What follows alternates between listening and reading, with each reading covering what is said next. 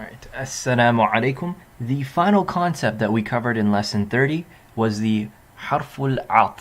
So Atf means to join two entities together, right?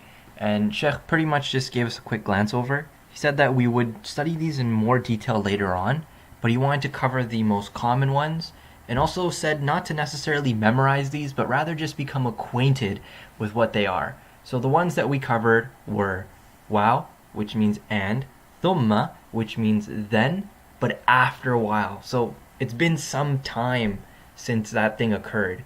Then there's fa, which is then immediately.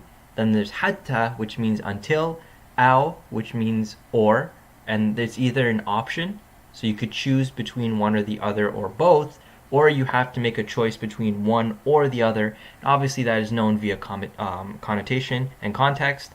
And then there's m, which is the sister of aw, and it's used when asking questions, right?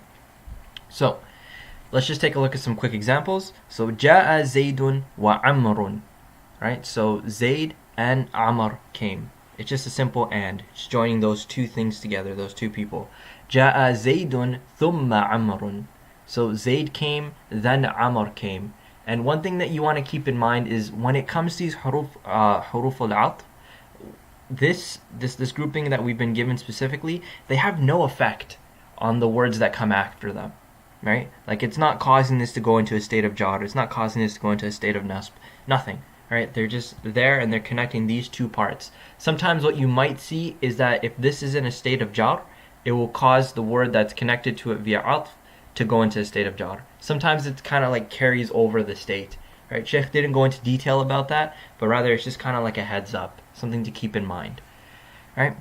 Ja'a Zaydun fa kharaja Amrun. So one thing that you want to keep in mind is that the fa is usually prefixed before, right? And it usually comes with a verb. So Ja'a Zaydun fa kharaja Amru.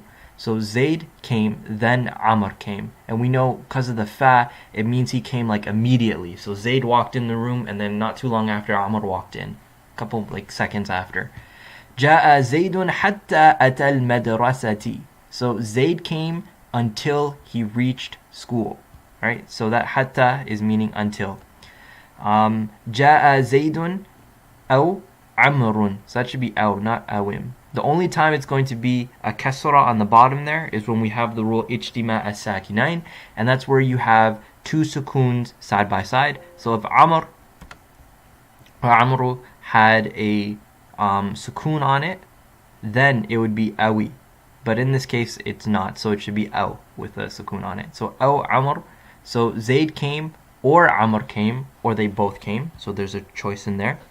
And then tazawwaj Zainab aw ukhtuha. So marry Zainab or her sister. Like you have to choose one or the other, right? And then we did not receive an example for that. Inshallah, we'll add it in later. But it's just the sister of or, and it's used to make choices and questions. Okay. Assalamu alaikum.